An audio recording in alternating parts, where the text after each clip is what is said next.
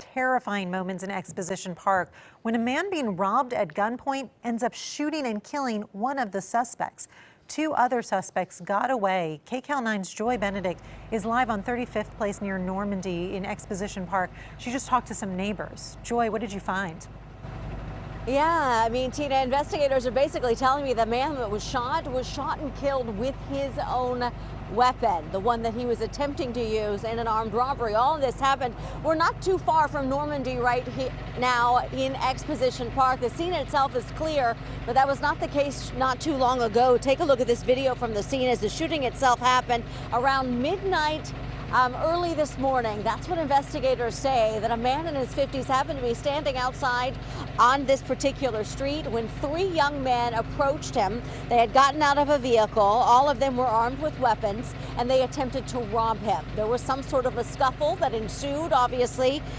He was not cooperating with what they wanted, but one of those robbers lost their weapon. That is when we are told the man that police described as the victim picked up that weapon and ended up opening fire on one of those robbers. That robber did not survive, and he was declared dead here on the scene. The other two individuals, the young men that were also involved in this robbery, they got in the car and drove away, leaving their comrade behind, so to speak.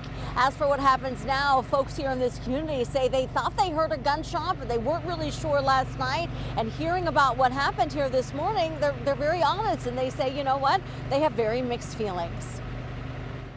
I don't know how to feel about it because, again, it's an armed robbery, you know, and so, I mean, the guy, I don't know, he was just defending himself. They could have stayed home, you know, they could have stayed home and they didn't have to go out looking for trouble, and they, you know, they did, and they found it, you know, and unfortunately it didn't work the way they wanted it to.